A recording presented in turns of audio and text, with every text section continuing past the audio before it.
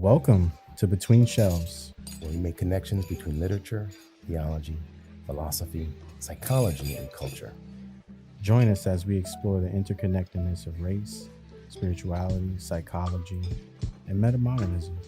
Each episode invites you into a thought-provoking journey, unpacking how these elements shape our understanding of the world and ourselves. My name is Aaron Waldron. We're a religiously traumatized theopoet and a shaman in journey. Our work focuses on creating community and between spaces for religiously traumatized millennials, navigating life beyond colonized religion. And my name is Rafael Reyes. My work is on the importance of imagination and theopoetics in philosophy and religious pluralism. We invite you to Between Shelves To learn, listen, and become. All right, welcome to the next part of the dialogue. Today joining us is Brendan Dempsey, a leading voice in meta-modern philosophy and cultural analysis. Brendan, please. Well, yeah, thank you so much for the invitation. Looking forward to discussing and getting into all this. I could just give a little bit of an intro to myself, I guess, and let people know where I'm coming from. I work a lot in the meta-modern spirituality and meaning-making space. Written a number of books on meta-modernism, including a book called Meta-Modernism, or The Cultural Logic of Cultural Logics. Yeah, I've been involved in meta-modern conversations for well over a decade at this point. And I've just been really excited, not only by, let's say, what I originally found there, which was really promising for me in terms of navigating through and beyond postmodernism, but I've also been really excited by how that discourse has continued to sort of evolve and get expressed in new domains. And I have a podcast now called Meta-Modern Meaning, and it's all about exploring what is the meaning of the meta-modern, what is meaning and meaning making in the meta-modern era and meta-modernity, meta-modern paradigm, that sort of thing. So that's where a lot of my time and attention goes to, and really interested to explore the different topics that come up under that banner. So I'm looking forward to talking to you both today. Just want to lift up, we've been reading your text. I have some of your texts: Meta-Modernism, Return to Transcendence, God Emerging, your latest book. So they've been some great reads, and in every iteration, definitely seeing this more concretized, nuanced understanding of meta-modernism, which really clarifies a lot and really helps, I guess, people to really understand what meta-modernism is doing, right? It's sort of like I don't want to use the mirror, but maybe it's that oscillation going back, and we're seeing, oh, this is what it is. This is what it's about. And I was wondering if you could at least give us just a taste of the latest text that you have on, the cultural logics one. Because I believe there's some really interesting nuggets there that really helps us when we start talking about metamodernism's take on identity formation on that stand. Sure. Yeah. Well, what I try to do in the Meta-Modernism book that came out last year, called Meta-Modernism or Cultural Logic of Cultural Logics, is essentially look across the discourse and look at the different people using the term, how they've been using it, and what commonalities there are between the different strands of this emerging discourse. So I begin by looking at the whole emergence of the term in cultural studies and art analysis. There's a chapter on aesthetics. And then I get into the kind of Hansi Freinacht and complexity movement that's kind of found a common cause with this term and this engagement with the meta. So how that kind of plays out in the natural sciences is an aspect that figures into this. Get into the work of Jason Storm, who's written a brilliant kind of systemic philosophy under that term, meta-modernism, the future of theory. So I look at a lot of different meta-modern thinkers, and I'm trying to kind of assess what is the architecture here that kind of unites these different usages of this term. If we're all kind of talking broadly about the same thing, which is like, postmodernism, how do we move through the postmodern by means of the postmodern? There's some kind of move like that that's going on in all these different thinkers. And So then I'm just trying to kind of see, all right, well, if that's kind of what we're looking at, it's a little bit like, finding the different, you know, the different, what unites this kind of conversation in a kind of deeper way. So yeah, I propose this notion that one way of thinking about the postmodern or the meta-modern is as a kind of decentering self-reflection process that goes on, where in a sense, as we move through culture, there's a kind of natural tendency for people to reflect on what they're inheriting from culture in its sort of broad terms, in these kind of epochal ways, and kind of make an object of that, and then allow them to analyze and critique, reflect on, and try to then sort of move beyond, I guess you could say, transcend the limitations that get disclosed from that sort of vantage. So, in telling the story of meta-modernism, meta-modernity, usually people have recourse to talking about the modern, postmodern, and if you're going to talk about the modern and the postmodern, also then the pre-modern factors in and these sorts of things. So you've got some kind of a sequence here. And I think that we can, understand this in a reasonable way as modernity reflecting on what it then came to call the pre-modern, kind of distancing itself from it, identifying itself in relation to it, reflecting on it, critiquing it, and trying to move beyond it. And that produced certain kinds of ways of thinking, fed into new kinds of worldviews, new kinds of values, these sorts of things. And then similarly, the postmodern is a similar kind of move of people thinking about modernity and the stories that were told there, the values that were held there.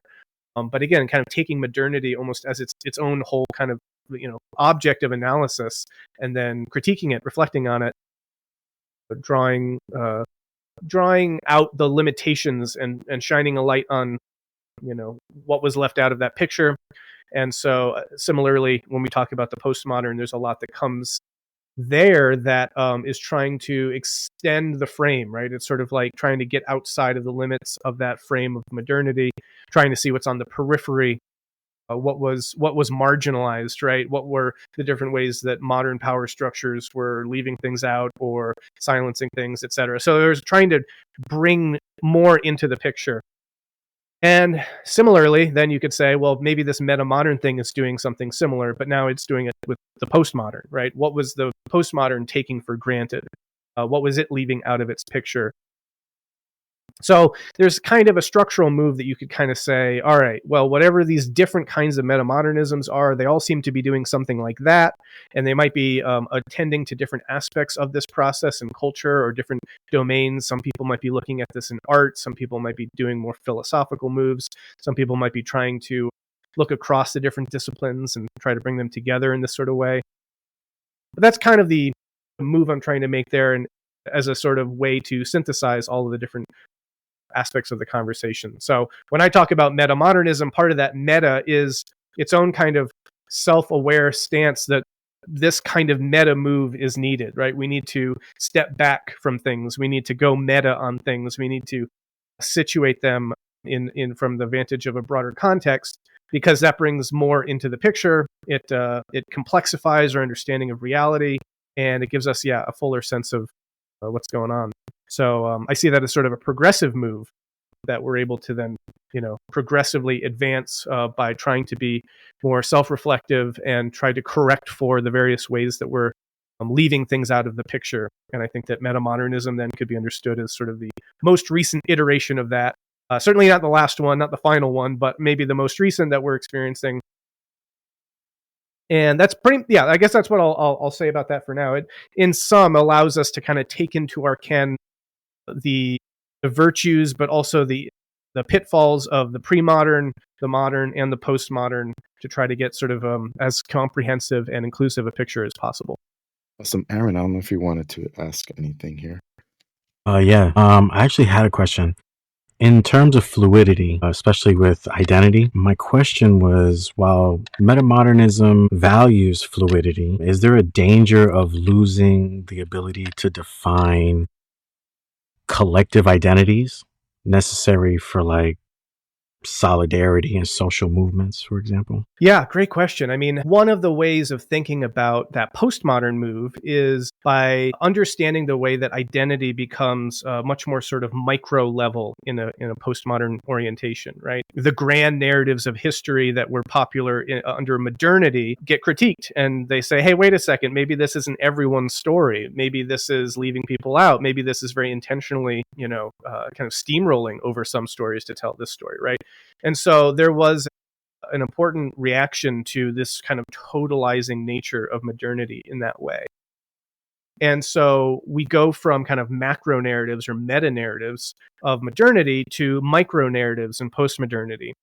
And I think this accounts for a lot of people's focus on and an interest in, maybe even a kind of cultural obsession with identity and who am I? Where do I fit in my own kind of more local context in a way that isn't just about telling some universal tale of humanity necessarily, but it's like what subculture am I a part of? What particular group or class or race or whatever do I identify with by breaking up sort of the monolithic nature of the one story into many stories? And so that's a really good and important move to do, because when we have monoliths and we have sort of totalizing things, a lot of detail and complexity is left out. And there's obviously power aspects that go into whose story gets told and whose doesn't. At the same time, there are, cons, you could say, to those pros, right? Where now, if we're in a world where everyone sort of has a micro narrative, how do we get collective solidarity? How do we work together on the big projects, right? And like climate change is a big one, for example, right? I mean, that is a genuinely global planetary issue. And there's a sense in which we could be playing a role in that story because it affects all of us. At the same time, if we're unable to speak across these differences because we emphasize so much our own kind of unique, idiosyncratic aspects of our identities rather than our more universal aspects, then we're limiting ourselves in a moment of great collective need. So I think that there is an element in meta-modern thinking to kind of try to recoup some of those positive aspects of more broad human storytelling, and to at the very least appreciate that there are pros and cons to a lot of the different ways that we might choose to tell any kinds of stories. And being aware of that is important. When we critique something for maybe how it has failed in the past, there's also the ability then to move beyond just critique. We can also then, once we've digested that critique, start to say, hey, what is the critique leaving out of the picture? The kind of classic throwing the baby out with the bathwater sort of thing, right? So again, that's part of that bringing more into the picture.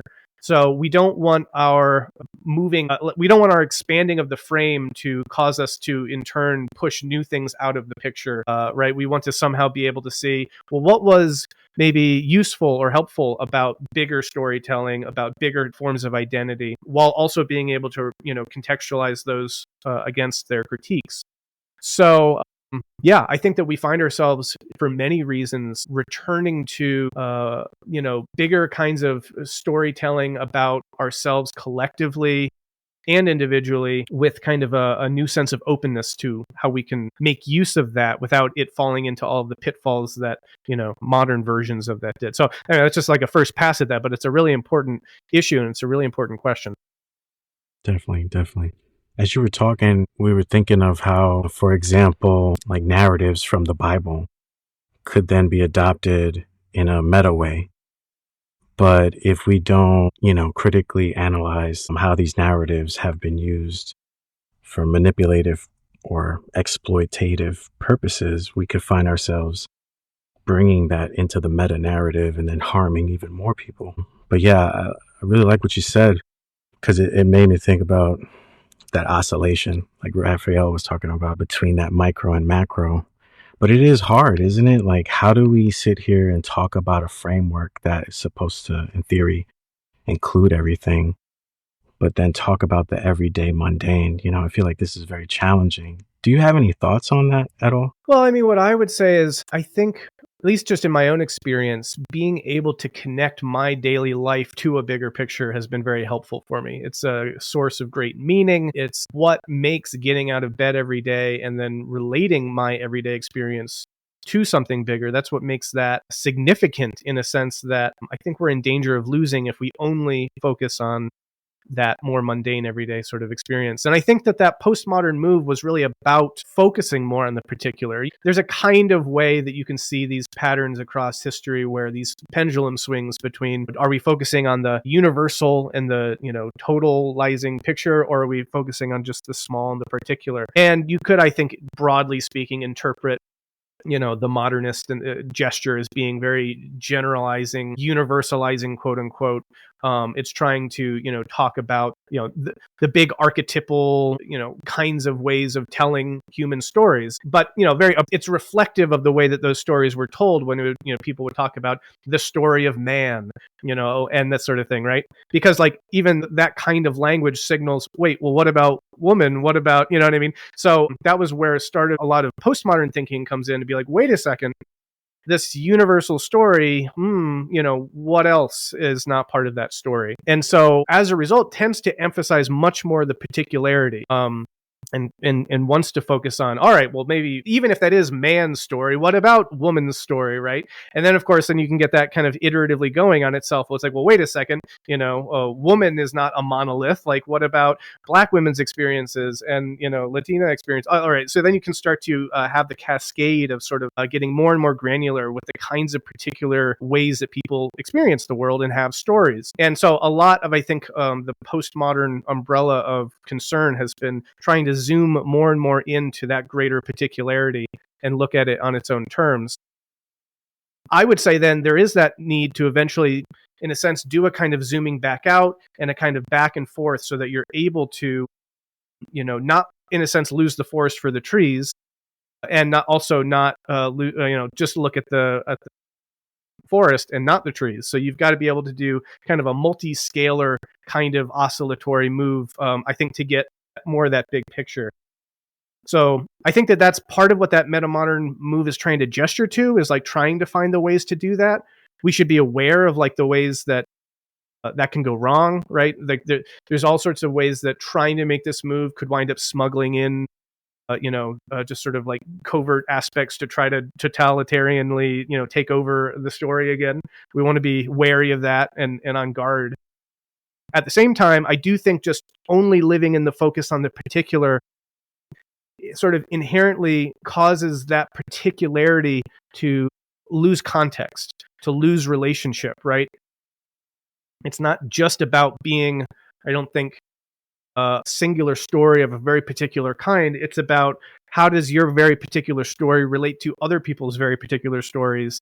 And isn't that in its own way sort of a generality, you could say?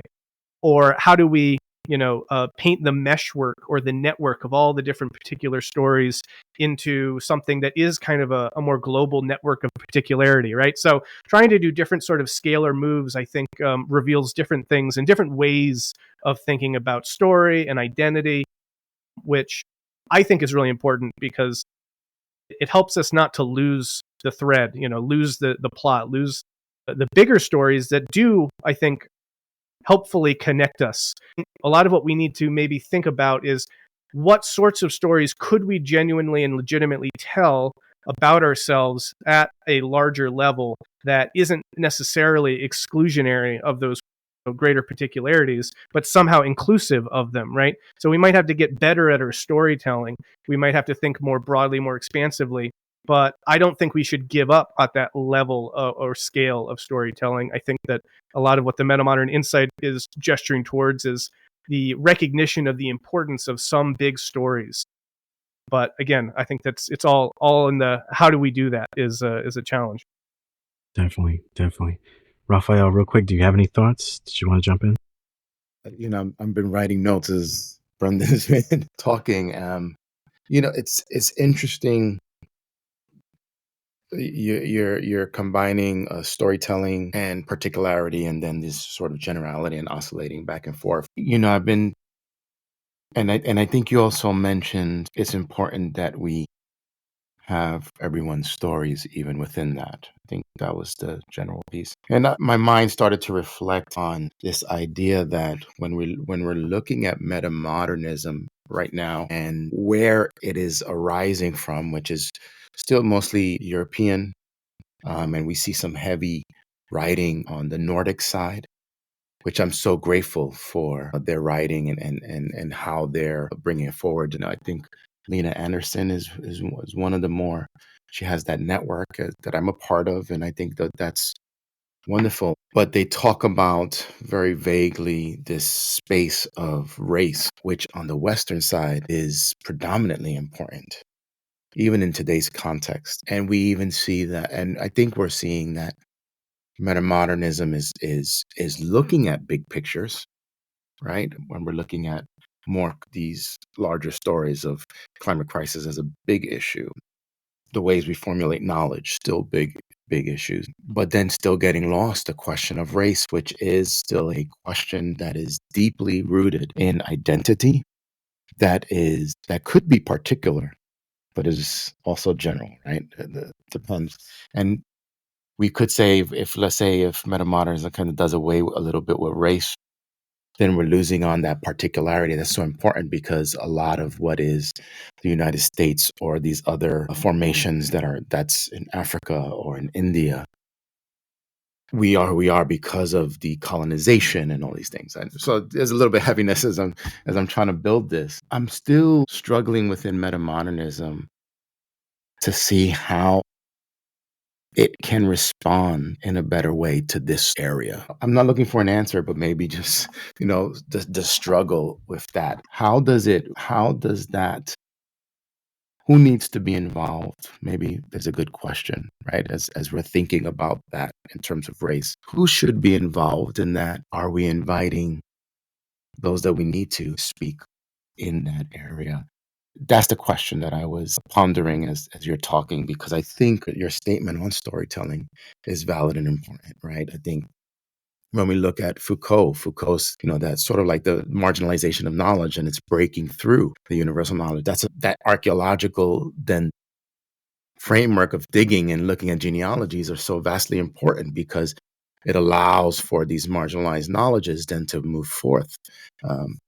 But to what you're saying, we still need to still think about these bigger pictures. Well, how do we navigate so that everyone has validity and importance in there? Yeah, well, I mean, these are big questions. And of course, I should situate myself in all of this, right? I mean, so to your point, like, I think that any attempt to, let's say, disregard or leave out of the picture race, I think that would not be the right, approach. That we want to take in the biggest picture possible, I guess you could say, right? And that includes some of these categories that I think we can deal more or less productively with, I suppose, right? And I think a lot of the times, some of the aspects that have come out of the clarification of these categories, again, I think we get stuck in maybe too simplistic versions of them, right? So if you go back to like initial racial conceptions that were very popular in modernity, they were pseudoscientific. They were, they were social constructions that obviously served people in power, et cetera. So we can do that kind of deconstructive analysis of it. But then we also don't want to get stuck in a certain kind of deconstructive move where race is now just a social construction. One, where then we don't appreciate that, well, social constructions can have incredible power to shape people's experiences, right? So there's an element in which social constructions can be real in that way and have incredible impacts. If we're going to do intelligent thinking around these topics, we need to be able to deconstruct them.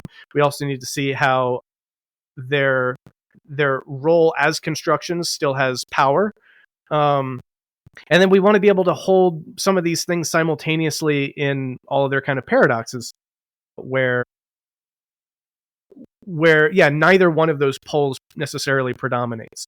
Anyway, so I just say all that because race needs to be a part of this conversation, but a nuanced and critical notion of race that doesn't either overly reify it or essentialize it, doesn't overly, I'd say, equate its social constructed nature with it being just a total fiction that therefore what we can ignore or something like that, right? So there's a lot to try to hold in your head around some kinds of topics like that, and we need that kind of nuance to be happening simultaneously. And I think that that's generally, unfortunately, rare because it does make a lot of demands on people to be able to hold all of that. And what does that mean?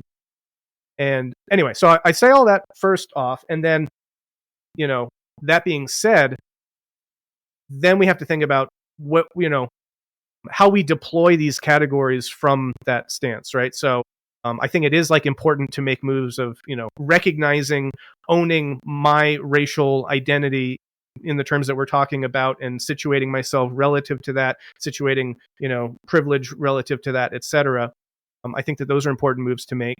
I do think it's also, we don't want to just let that terminate in a kind of performance that doesn't change anything either, right?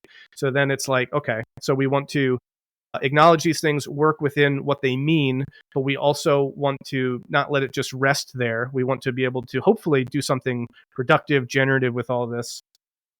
And yeah, we also don't want to get lost in just a kind of politicization through these categories either, right? Where unfortunately I see a lot of this in more kind of postmodern standard academic discourse, where if we can gesture to, if we can name these things, if we can deconstruct them, then we've kind of done the work or something. And I don't think that's right. I think that's a beginning, right? So I think that that's a question to, spend a lot of time exploring. I think, granted everything I've just said about where I'm coming from in terms of my identity here, I'm going to also own that I probably shouldn't be the loudest person in the room talking about those particular issues, right? So I also want to be learning and listening from people who do need to be brought into that conversation, whose perspectives are going to be the sort that, are and to that point, we want an expansive conversation, and I don't see that a whole lot yet in the meta-modern discourse space. I think it does skew white, it skews male. And so I think there's certainly more value the more diverse that this discourse can become, and the more perspectives that it can take in. There's obviously the irony isn't lost on a bunch of white European descendants talking about, seeing the biggest picture possible, right? When it's all just a bunch of white guys in a room, patting themselves on the back for being comprehensive or something. So we want to avoid all that. But that is participatory. It's an invitation. We want to do all this while at the same time not just making. We don't want to fall into tokenization traps either, where we just say, all right, well, we need more people of color in meta-modern discourse. So, and then all the problems that come with that. So I don't know, those are a couple of initial responses. I'd love to see this, conversation diversify in all these ways. But I'm just kind of doing what I can from my position, from where I'm at. And I think conversations like this help, bring these stuff into the conversation. But I certainly acknowledge my own limitations in being able to, advance that beyond what I can. So, yeah. Yeah, no, that's helpful. Hope we didn't bring it out in that way that you're supposed to answer for everything. No, these are big topics, and, it's like one can reflect on them, and one wants to make intellectual progress on these sorts of things, but we're also talking about social progress. We're also talking about movement progress, and, philosophical opinions mean one thing, but then we also have to do all this other kind of work. And so, again, the most I can do in this particular context is gesture to that kind of work. Yeah, but I also don't want that to, reek of a kind of empty gesture either. Hey listeners, are you ready to challenge the way you think about identity and the stories we tell about ourselves? In this episode of Between Shelves, we're diving deep into the world of meta-modernism, a cultural movement that's reshaping how we see identity in the 21st century. We're thrilled to be joined by Brendan Dempsey, a leading voice in meta-modern philosophy and cultural analysis. Together, we're exploring the fluidity, paradox, and multiplicity of identity in a world where the old rules just don't seem to fit anymore. From literature to philosophy, art, and spirituality, we're unpacking how meta-modernism disrupts outdated frameworks around race, gender, culture, and belonging, opening up new possibilities for connection and self-discovery.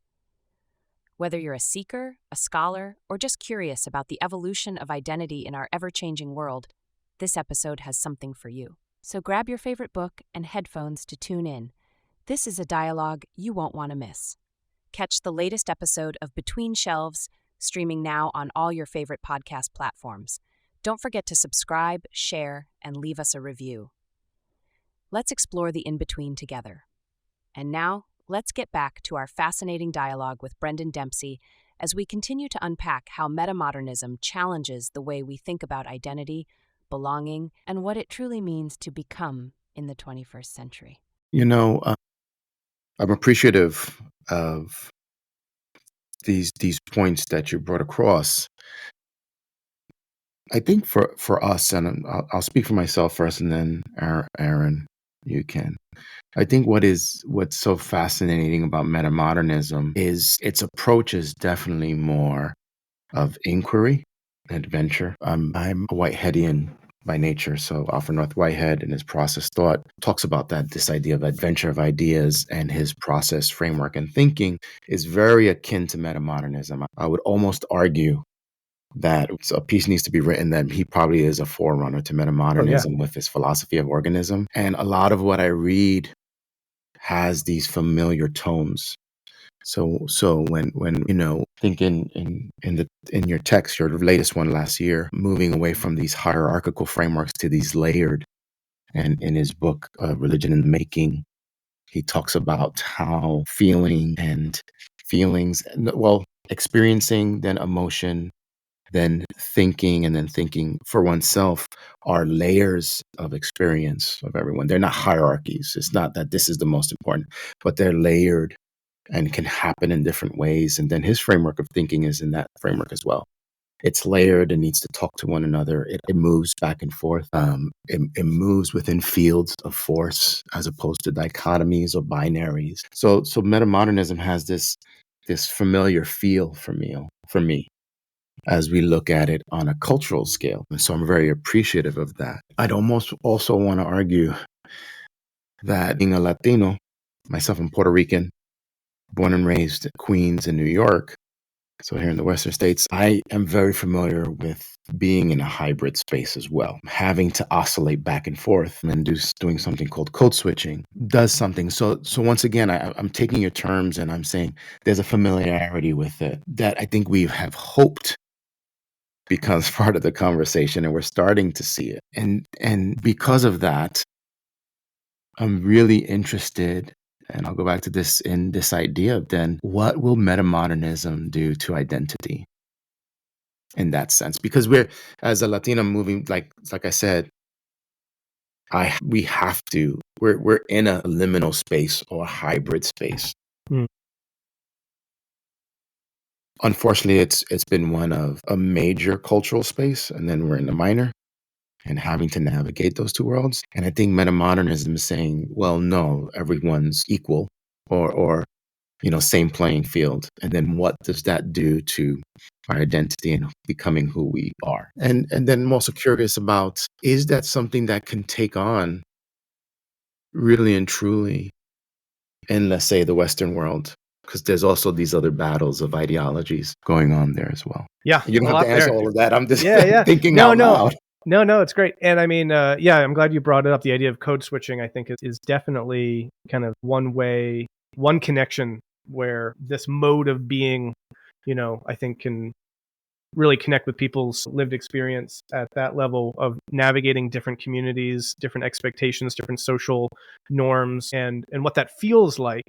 And that can cut across different kinds of identity markers, right? So any time when someone who has a kind of cross section of different identities where one is being drawn out of them in a different context, that is going to activate that kind of that embodied sense of the need for switching, for oscillating, for moving between contexts. And so I do think that because that can show up in different ways. It's sort of a more abstract or generalizable trait, you could say.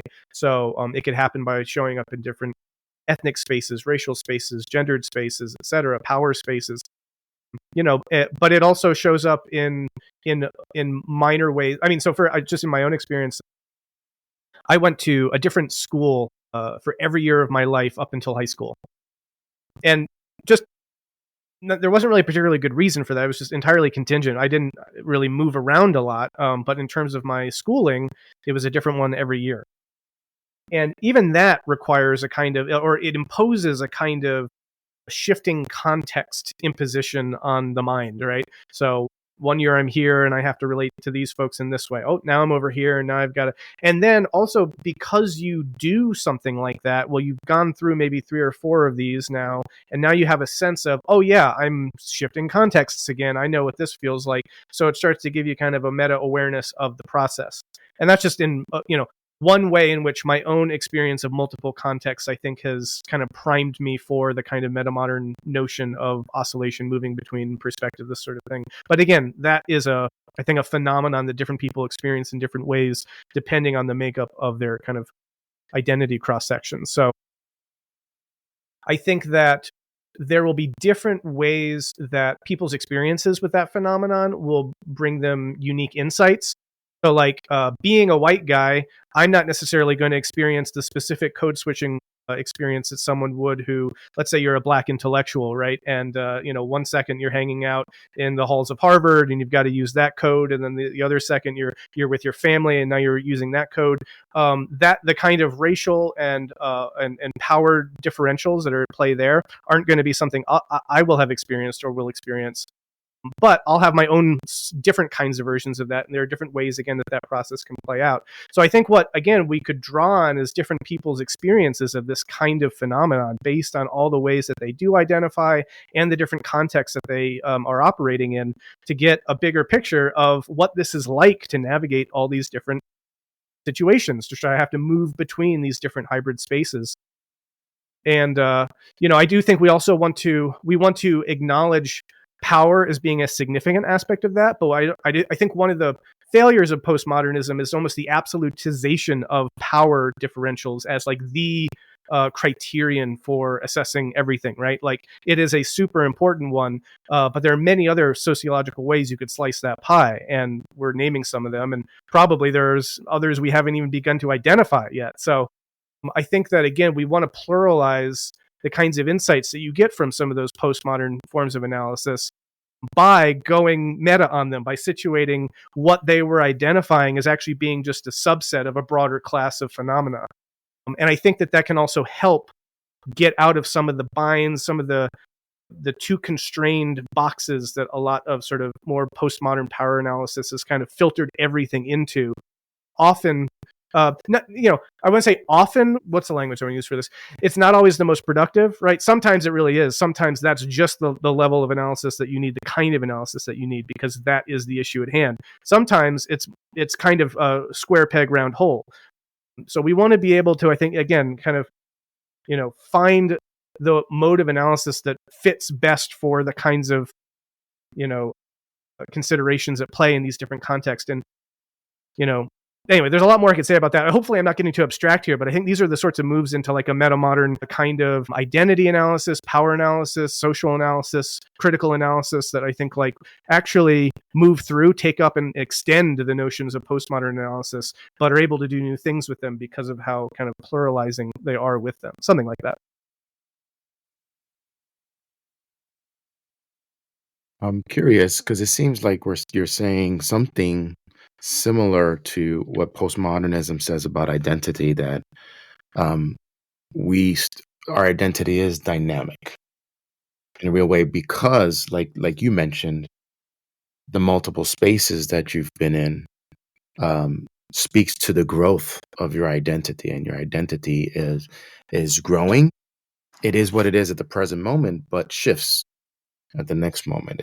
So it has this dynamicity to it, even though you're still trying to find commonalities within that identity. Yeah, no, I think, and there are multiple axes of that dynamism, right? I'm really interested myself in various kinds of personality development models and psychological development models, but that's just one sort of mode of dynamism.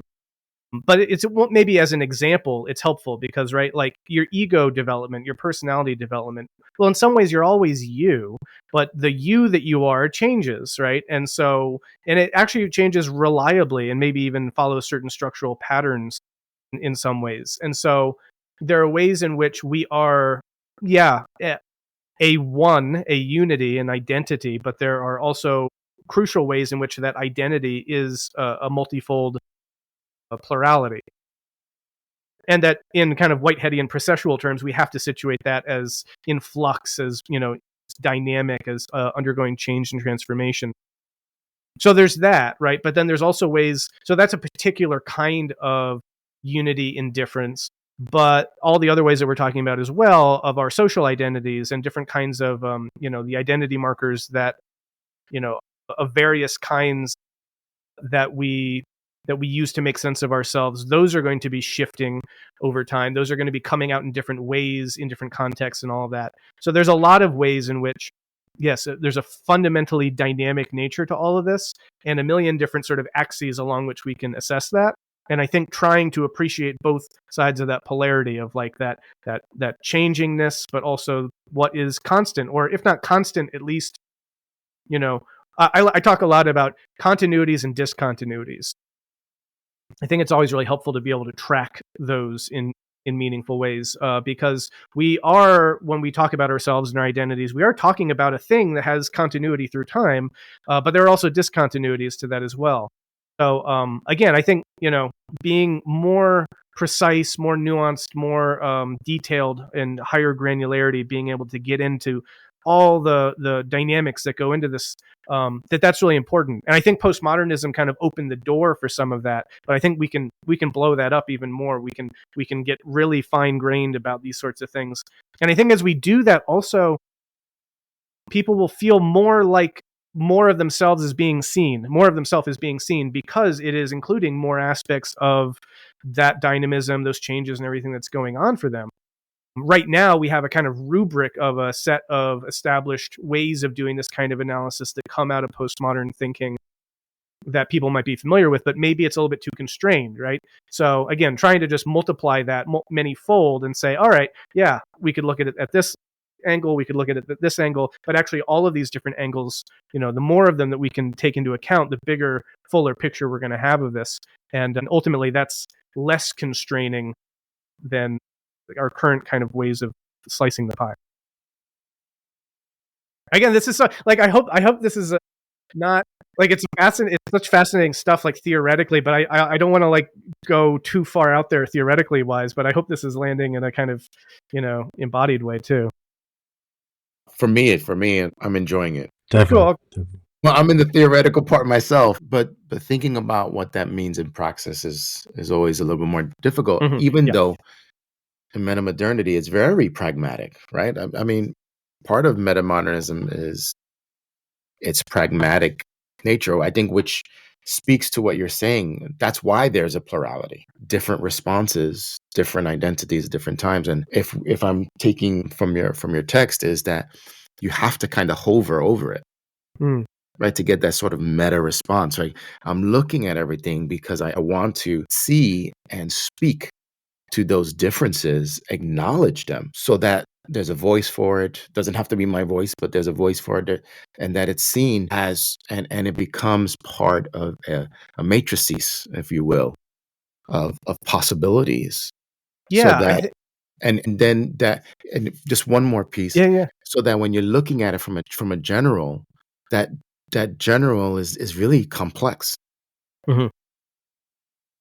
It's really just a complex weaving, and not, it can look simplistic, but like I said, in the Whiteheadian space, when you enter into it much more deeply, you're going to see its complexity as you hover over it, because, oh, look at this thread and how this is done, and the different color nuances, and how they went this way, and so on and so forth. Yeah, and I agree. I mean, it's a great analogy or metaphor image of the hovering over, and it also raises its own challenges pragmatically, right? Because we want to be able to fully inhabit these different parts of ourselves in the moment, in the context. We don't necessarily always want to be looking down at the like the meta context. Like, we need that meta context space to be able to, correlate, relate everything together and all these different aspects of identity. But we shouldn't necessarily live there.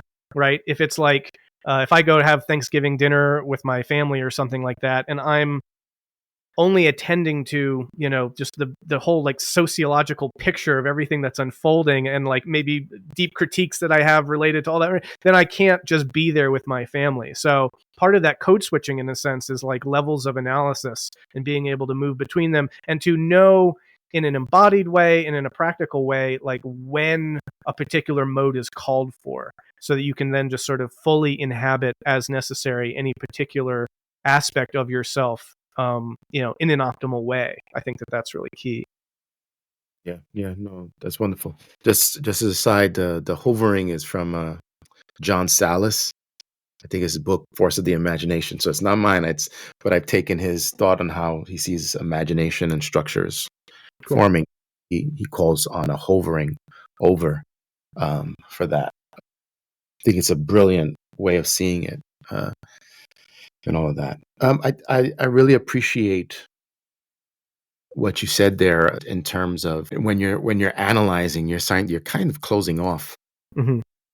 to presence, which is what I think you were saying. And the idea of presence is important because if you don't have presence, you don't have meaning making. And I think that's Yeah. part of your work too, the Yeah.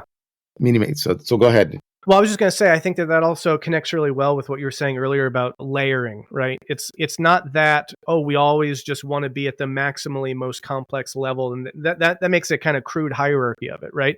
Rather, we see that there are these different layers, and that they are all, there to be called upon as needed, or as we could.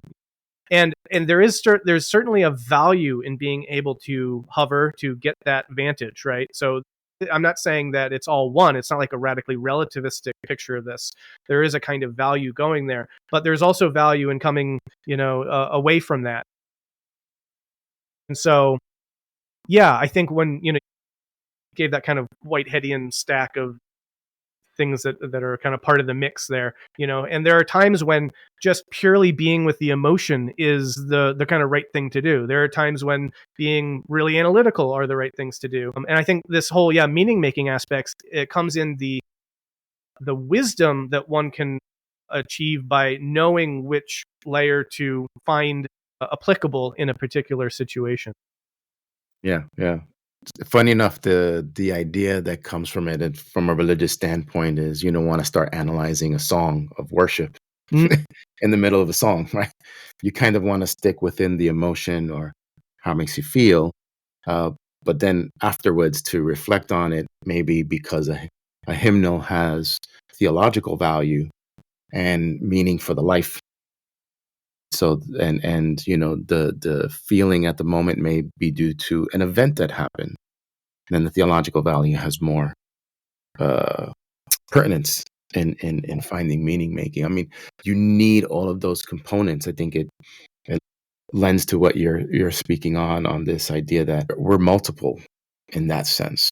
Mhm. We feel in various ways, we think in various ways, and if we're only holding on to one, then we kind of lose out on the beauty that comes from these other layers that make us who we are in that sense. Yeah. You guys made me think of how humans are trying to teach AI about emotions. Like what you're talking about, like an AI algorithm can hover very well, hover over a massive amount of information, whereas the human has the ability to be present, and all that data is in feeling, whereas the AI is trying to analytically break it down and explain things and understand things. We think humans have intuition that allows them to presently pull in this data without having to go to Harvard or Yale or be highly intellectual, but somehow can process intellectual data, complex data, in the moment. So I find it interesting. I like watching films and, the stories where they have humans trying to teach a robot, which is an AI algorithm, a teaching algorithm. How do you learn emotions? How do you learn being present and feeling the wind, or embracing a butterfly, or, these very small things that we find beauty in, and poetry and, Even Sufism does a great job of blending sacred with the beauty of the mundane. Trying to explain that to an algorithm or an analytical, logical process of thinking that's hovering over everything, it just reminds us that we can't remain there. Like you said, Brandon, it's so true. Trying to find that balance is just the oscillation between the two. Yeah, well, and to that, I would also say that like there is profound intelligence in our emotion, right? In our embodied experience of things. And, there are great models. I'm fond of using the unified theory of knowledge UTalk framework to look at the different levels of complexification of the cosmos and whatnot, and it gives matter, life, mind, and culture, these different kind of emergent planes of complexity, and we have all of those in ourselves. We're material stuff, we are biological entities, we are minded animals, and we are cultured persons. And the cultured persons part just comes from using language to talk about things, and a lot of that hovering over analytical mode is just the language part. The AI stuff is really just language, they're large language models, right? But then they lack the deeper intelligences that historically gave rise to those, which is, the minded animal layer of ourselves, our neuronal connections, our biological substrate. We're talking about billions of years of evolution that have produced this kind of complexity. And there's a way in which if we just treat that top layer as sort of like, the be all end all, we're actually not attending to the deep intelligent levels that have led to that, and that is necessarily grounded in, right? As soon as the top layer here gets disconnected from the deep intelligence of the body, of the animal organism, of the living organism, then, well, actually, I would say that in many ways, the blind spot of a lot of thinking that's very prevalent in like Silicon Valley and various kind of transhumanist utopias that people are attracted to, where we'll upload our brain into a computer, this sort of thing, is missing this issue specifically, because it thinks you can detach the linguistically mediated conceptual headspace, complex analytical mode from the deep intelligence of the substrates that gave rise to it.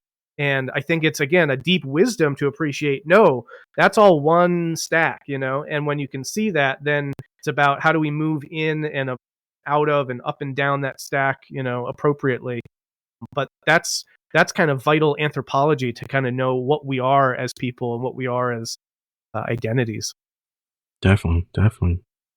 I think we are at the end of our time, and to respect everyone's time, this was an amazing dialogue. Was there any closing thoughts that anybody wanted to get out? Well, I have a request. Brendan, once first, I definitely enjoyed the conversation. Um, Definitely loved, picking at your brain and talking about these things. I would love to have you over again to maybe focus a little bit on metamodernism and religion, because I know a lot of your earlier works was on transcendence and the religious stuff. We've been talking about identity right now, which is a part of it, right? But would love to have you back and maybe talk a little bit on that sort of religious side and how you brought in certain aspects on that, and looked at other persons who talked to that. Yeah, that'd be great. I'd love that. This was a wonderful conversation. I really appreciate the invitation. And yeah, I mean, that's really the bulk of my interest and work and passion is about, religion, I think, as part of the broader meaning making processes that we do as humans, which certainly relates to identity, but it also goes into many other areas. And so, what is meaning, and how does religion fit into that? How does notions of the sacred fit into that? That's kind of my big focus at the moment. So would love to come back on and love to talk about that. And I don't really have anything really to add other than just a deep appreciation. I appreciate the opportunity to dig into some stuff that I haven't had an occasion to in other contexts. And so this was sort of fresh terrain for me. And I appreciate, you guys drawing that out, and I appreciate hearing your perspectives. And I think these kinds of conversations are really important, and really they contribute a lot to this space. So thank you for what you're doing with this. And yeah, looking forward to continuing it.